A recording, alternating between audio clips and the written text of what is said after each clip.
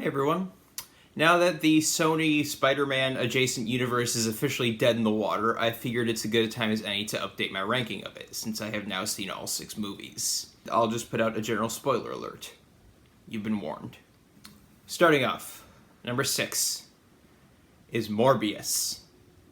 Here's the problem with this movie. It's boring. There is nothing that helps it stand out, at least not in a good way. And there's not much that helps it stand out in a bad way either. It's just forgettable. You have Jared Leto, who seems to kind of be putting in the effort, but the effort is not enough. You have Matt Smith, who seems to be the only one who knows what kind of movie he's in and is just hamming it up, and he is the only source of entertainment to be found. You have a very, very uninspired script that is really just taking bits of other superhero movies without adding anything new or doing anything interesting with them. We are introduced to our protagonist as a child, and he is just inexplicably able to fix this machinery. We don't really get a sense of what he's doing to fix this medical machinery. He just does it. And it's never elaborated on in any way. There's a fight on a boat where our new vampire kills a bunch of soldiers, and in order to make sure that we're still on his side, it's established that they are, like, bad criminal mercenaries or whatever. But, like, it's only established after the fact, I'm pretty sure. So, yeah, very covering our asses writing. The music is bland and uninspired, it's not... Okay, the music isn't particularly bad, I should say, to be completely fair. It's not bad, it's just nothing special. Nothing to write home about. It's fine. And there is a moment, I'm pretty sure, in the scene where seemingly every bat in existence is circling around Morbius. The movie fucking lags.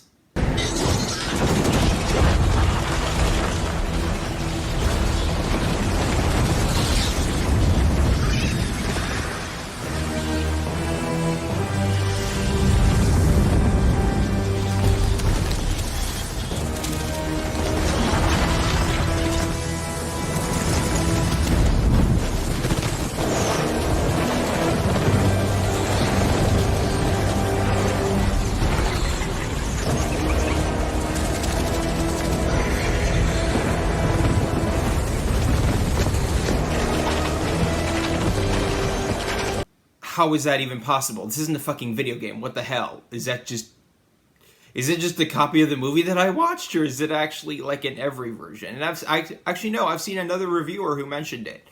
So it's not just me. It's actually in the movie. What the fuck? And I think the problem with this whole universe is that Sony doesn't seem to understand that the Venom movies were not successful just because Venom is a Spider-Man character. They were successful because Venom is a Spider-Man character who people know. Prior to this movie, the average person doesn't know who the fuck Morbius is. My score is 1.5 out of 5. Number 5 is Kraven the Hunter. This one is somewhere in between Madam Web and Morbius. It has more going for it than either of those movies, but it has less entertainment value than Madam Web. So, ultimately, it and Madam Web are kind of neck and neck. Some of the action scenes in this movie are legitimately impressive. They're legitimately good.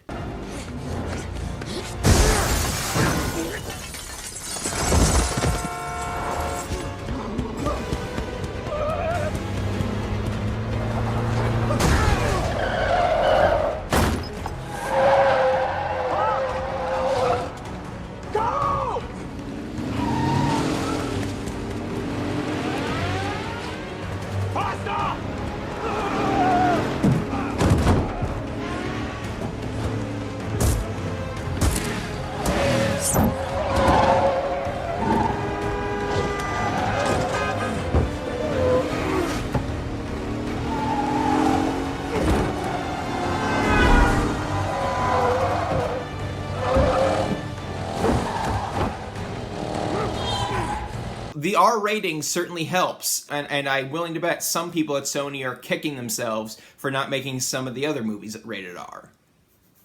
The problem is that the script is a hot mess. Really, it should have been his father being the villain the whole time and everyone else is just on the side. But no, his father is more or less forgotten about until the end of the movie when Kraven shows up and deals with him. And we don't even get his iconic vest until the very end, which seems to be a trend in modern superhero movies. Aaron Taylor Johnson is doing his best. He seems to understand that he's in a very silly movie. There are some parts where he's taking it seriously, and there are some parts where he's not, and it's odd. This is from the director of Triple Frontier, and goddamn, what a step down this was. Triple Frontier wasn't great, but at least it was good. And it gave us a little bit of realism as far as, you know, the logistics of a heist go. This is just a step down in every conceivable sense. And now they're two very different movies. It's not like they're in the same genre, but still, just overall quality. Big ol' step down.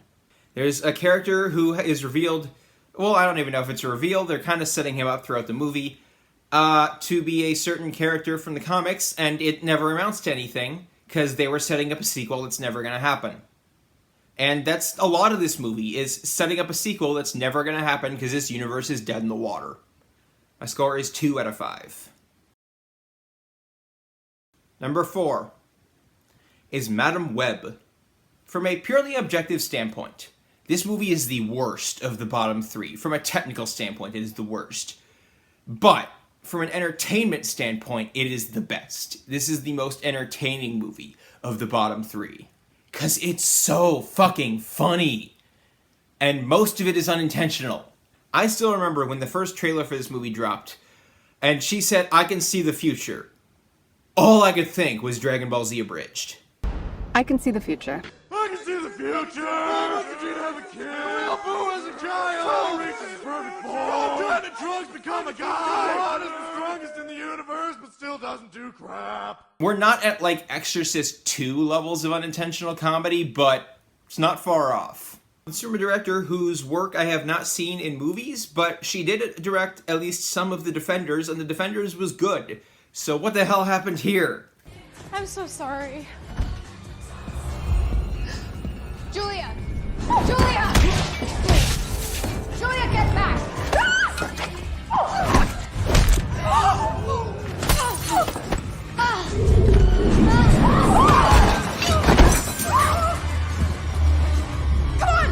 No, Maddie!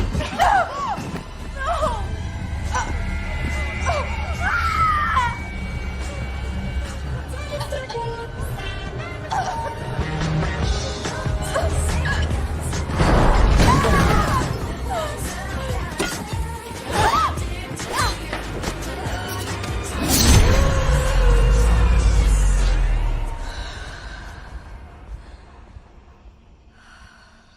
This feels like amateur hour. There is one bit where they break the 180-degree rule. And that was one of the bits they put in the trailer. What the hell? The acting in this movie is so bad. And it's not even the actor's fault. I blame the director and I blame the script. These are all talented actors. And they are not given a lot to work with. There is so much to love in this movie and almost none of it is intentional. Her saving the girls by crashing an ambulance through the side of a fucking building and into a busy intersection. Just to knock this guy off of a car, even though she should not have been able to see him because there was a wall in the way. It's so fucking funny. The best actor here, the one giving the best performance, is Adam Scott, of all people. He seems to genuinely get it, and he is giving it his all. Like, he elevated every scene he was in.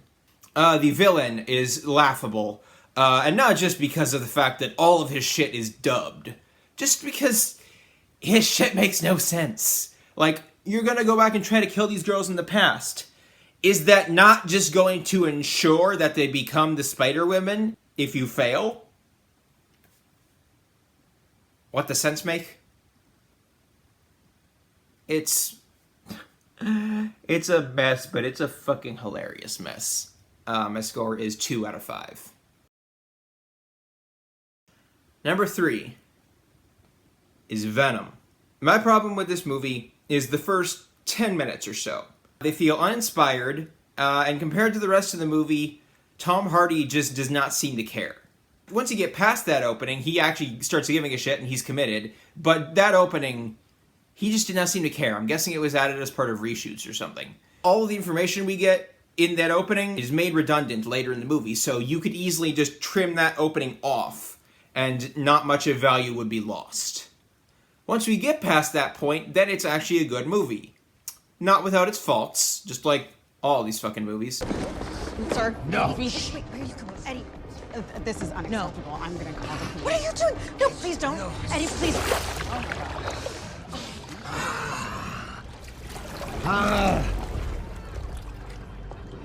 Now I'm gonna call the police. No, please don't call the police. Okay, call an ambulance. I'm a doctor. This man is my, patient. Much better. You're insane. Killing people. Who's killing people? Conjure. Oh, God, Eddie, Yes, not he is. this He again. is, and I have proof.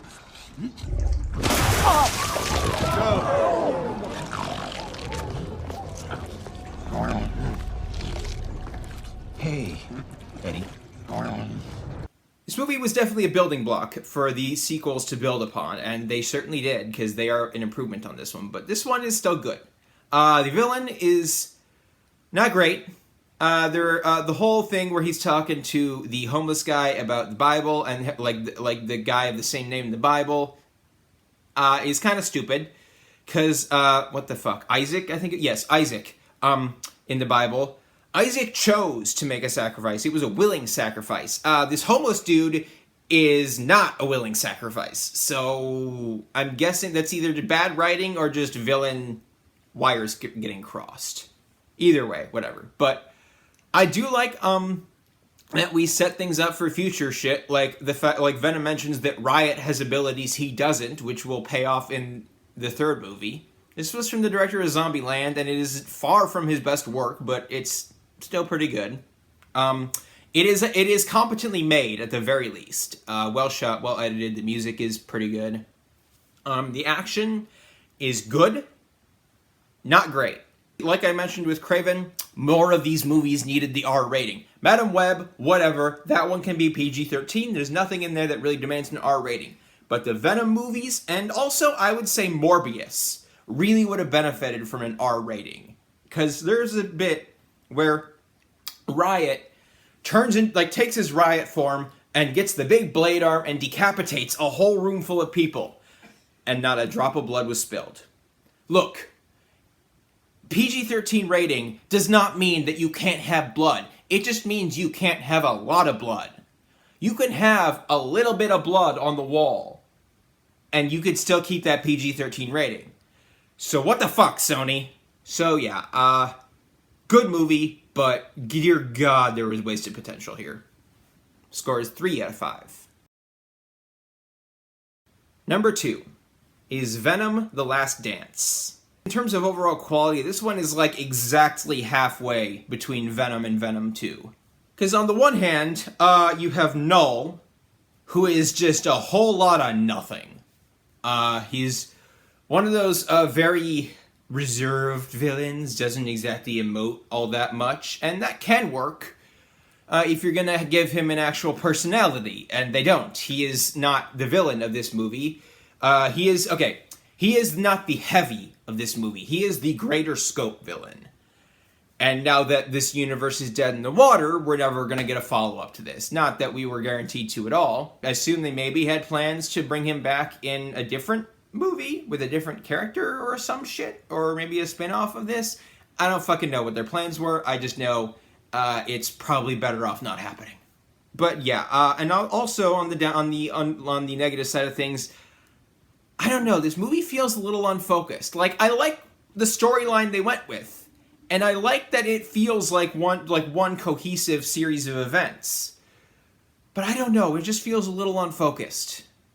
I can't put my finger on it. It's just this feeling. The cohesive whole isn't the best, but there are moments within that really shine, like when he's dancing with Mrs. Chen. Is it stupid? Yes. Is it in character? Also yes. But what was it his boss said in the first movie? You know, for a smart guy, Eddie, you really are a dumbass. That is basically this version of Eddie Brock. And also Venom.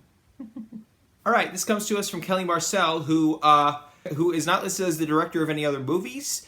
I assumed that maybe she was a TV director. I can't find anything for that, but she does seem to be an accomplished screenwriter, with credits including the first 2 Venom movies, Cruella, 50 Shades of Grey, Saving Mr. Banks, and Terra Nova, among other things. So yeah, she is an accomplished screenwriter, and for a directorial debut, this one's pretty good. I like that we get a resolution to the arc of their relationship. The way it ends feels a little contrived, but it mostly works, so I'm okay with it. And I do like that they at least give us a pretty conclusive ending to this particular saga, if nothing else. And I love that we finally get to see a bunch of the other symbiotes in action. They kind of set that up in the first Venom, and then Let There Be Carnage didn't really do much with it. And then, so in this movie, we finally get that payoff. And just like in the first movie, where they established that Riot has abilities that Venom doesn't, we see that a bunch of the other symbiotes have unique abilities. And I don't remember any of their names, but it was a really fucking cool sequence.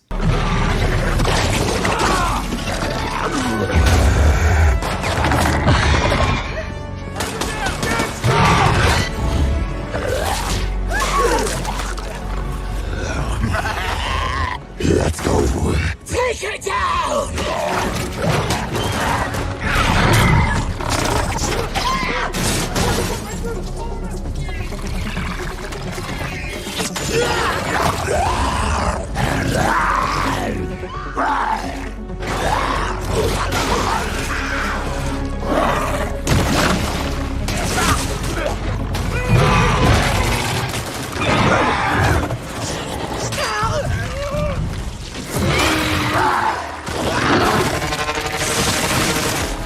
Come on!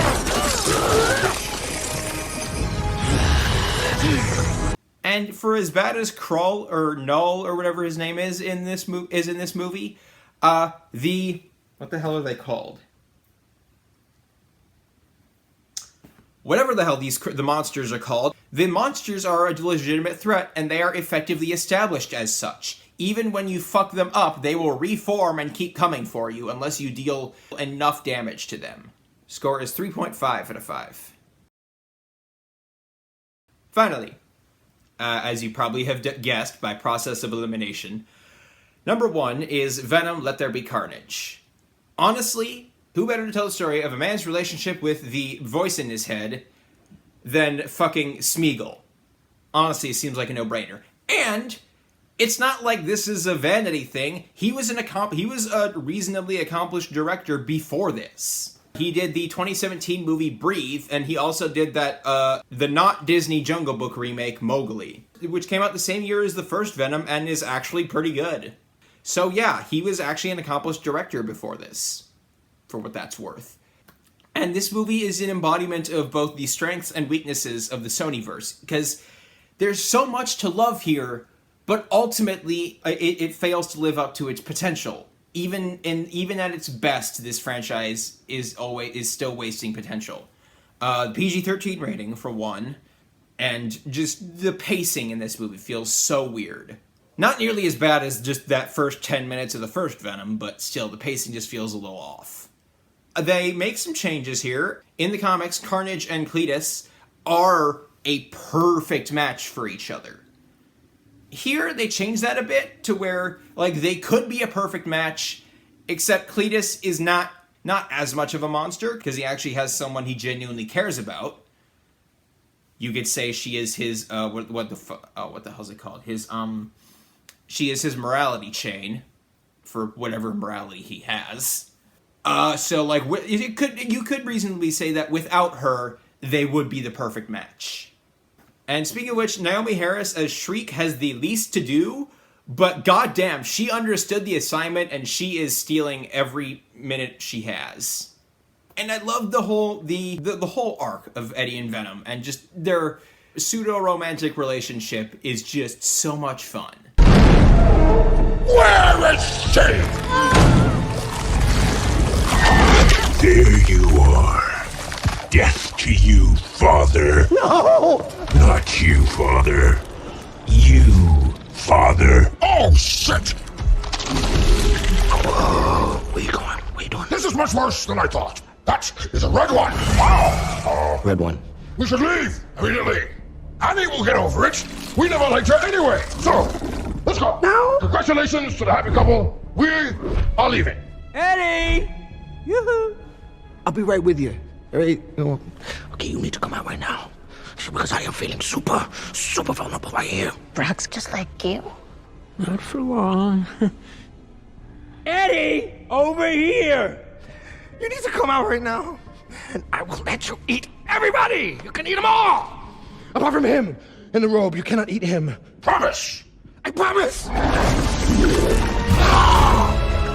Thank you! This is the movie where that is embodied the best. Like, with their fight in the apartment, just like with the ketchup bottle, and just the tendrils going everywhere, and it's so goddamn good. And it really just makes me wish that this universe as a whole had better writing. But alas, it's probably better off dead. Score is 3.5 out of 5. Alright, that's a wrap on the SonyVerse, y'all. It was interesting while it lasted. What's your ranking? Let me know in the comments, especially if you disagree. Like and subscribe and all that. If you don't like the video, tell me why. Try to be constructive, and maybe subscribe anyway, so that you'll be notified when I upload a new video, and then you can watch that and tell me why that one sucks. Or, you know, maybe where I've improved. That's all for now. Stay safe in these crazy times.